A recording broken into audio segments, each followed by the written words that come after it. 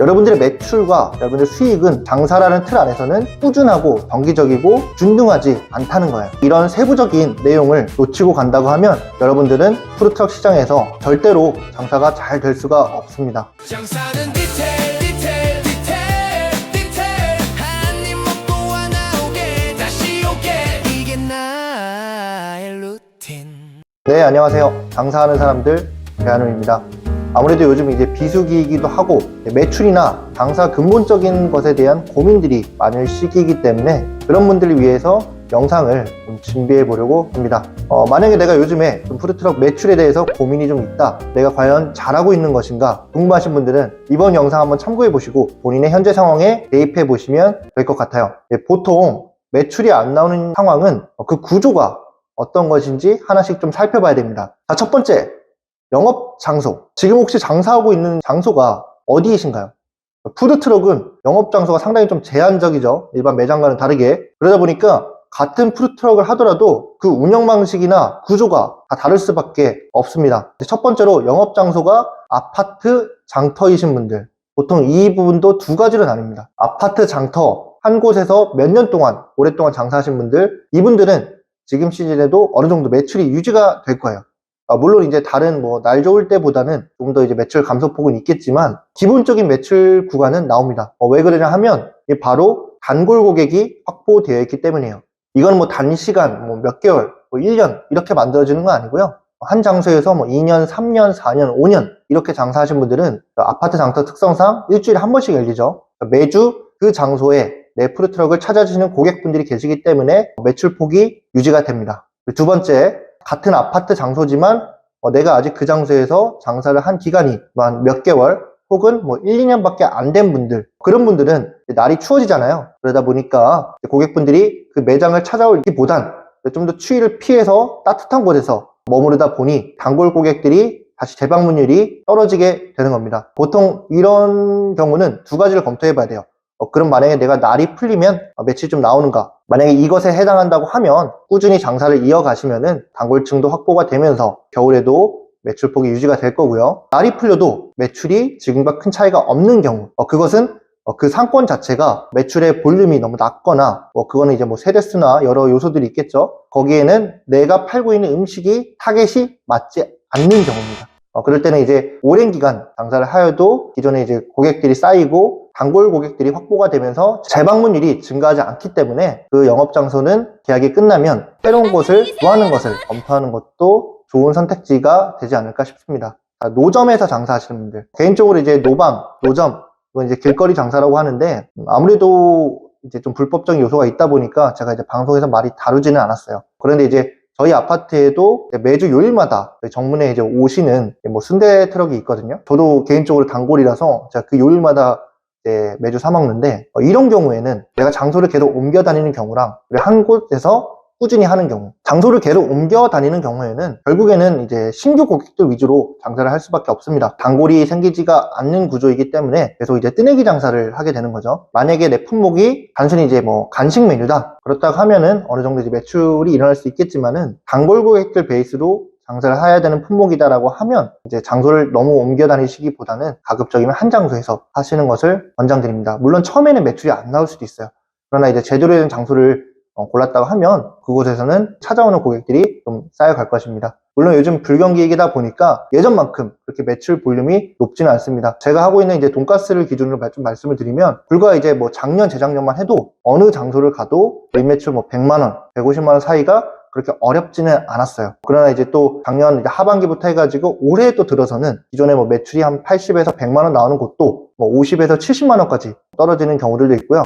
심지어는 하루에 40만원, 50만원 밖에 안 나오는 경우들도 있습니다. 근데 꼭 이제 이런 것들이 돈가스 품목뿐만 아니라 다른 품목들도 아파트 장터에서 지금 어느 정도 매출이 감소가 되어 있는 상황이다 보니 꼭 이제 나를 비교하다기보다는 전체적인 시장 상황을 고려해서 대응을 하면 되겠습니다. 자, 두 번째로 이제 바로 메뉴인데요. 사실 이제 푸드트럭 구조에서는 가장 중요한 게 메뉴라고 할 수 있겠죠. 어떤 음식을 내가 판매하는 것에 따라서 나를 찾아오는 고객들의 수요층이 완전히 달라지기 때문에 내가 팔고 있는 메뉴가 영업장소에서 수요가 있는 것인지를 체크를 해봐야 되고 매주 손님을 끌어들일 수 있는 메뉴인지 아니면 한번 먹고 나면 안 먹는 메뉴인지 그런 것들도 이제 검토를 해봐야 됩니다. 그럼 이제 돈가스라는 메뉴를 딱 들었을 때 어때요? 아무래도 간식보다는 내가 뭔가 이제 밥이랑 같이 먹거나 아니면 도시락이랑 먹는 주식 같은 이제 느낌들이 좀 강하잖아요. 그렇기 때문에 돈가스 메뉴가 수요층이 있는 곳인지, 내가 가고 있는 곳이 뭐 가족 단위가 있는 곳인지, 아니면 내 점심에 혹은 저녁 퇴근길에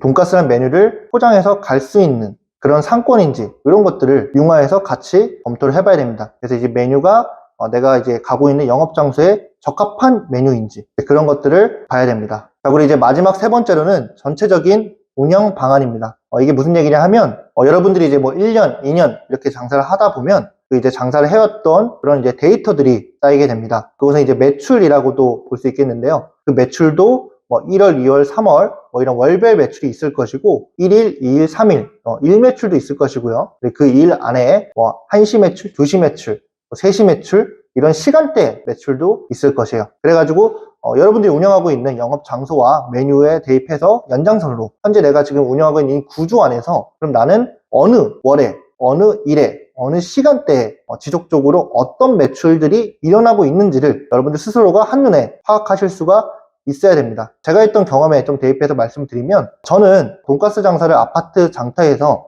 6년, 7년 동안 해왔기 때문에 기존에 날이 좋을 때나 그리고 저녁 시간대 위주로의 매출들이 많이 일어났었어요. 그래서 이제 1년의 데이터를 보면 예를 들어서 제가 뭐 1년 동안 3억 6천의 매출을 만들었다고 하면 그 3억 6천만 원이라는 매출이 1년 동안 월 3천만 원씩 꾸준하게 일어났던 게 아니고요. 뭐 3월에서 6월 사이에 어떤 달은 뭐 매출이 4천만 원, 5천만 원 이렇게 크게 일어나고 12월, 1월, 2월 이런 이제 겨울 비수기나 여름 비수기 때는 매출이 뭐 2천만 원, 뭐 1천만 원 이런 식으로 적게 일어나는 달도 있었습니다. 그래서 중요한 것은 여러분들의 장사가 매일, 매월 꾸준하게 이런 매출들이 일어나는 구조라기보단 특정한 기간을 정하셔가지고 한 달이면 한 달, 뭐 두 달이면 두 달 그런 이제 월 정기적인 매출 구조로 여러분들의 수익 구조 흐름을 파악해서 운영 방안을 전체적으로 검토하는 것이 좋습니다. 조금 더 쉽게 말씀드리면은 여러분들의 매출과 여러분들의 수익은 장사라는 틀 안에서는 꾸준하고 정기적이고 균등하지 않다는 거예요. 그래서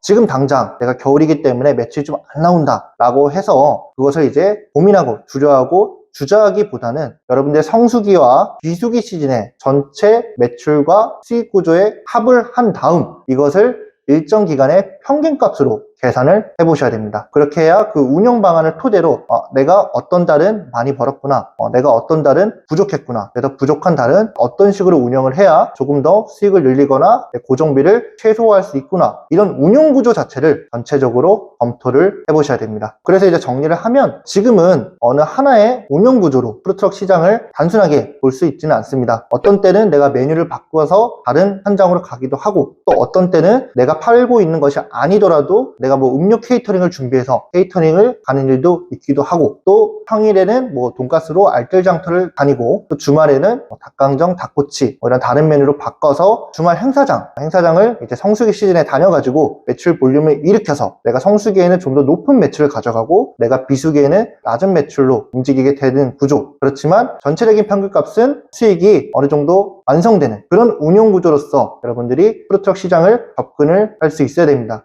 만약에 지금 내가 매출이 조금 부진하다, 많은 분들이 여기서 하는 실수는 메뉴를 추가하거나 다른 메뉴에 도전해보거나 그러시는데요. 일단 그러기보다는 첫 번째로 내가 영업장소는 잘 선택을 하였는지, 두 번째로 내가 그 영업장소에 맞는 메뉴를 하고 있는지, 세 번째로 내가 1년 12달을 검토를 해봤을 때 성수기와 비수기는 나뉘지만 그 안에서의 내가 어느 정도의 만족스러운 수익 구조가 완성이 되고 운영이 되고 있는 건지 그 전체적인 흐름을 여러분들이 검토해보고 운영을 하셔야 훨씬 더 안정감 있게 푸드트럭을 운영하실 수 있습니다.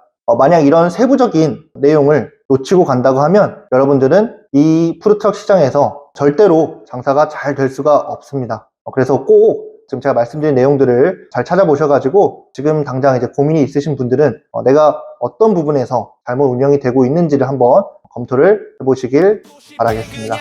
장사는 타이밍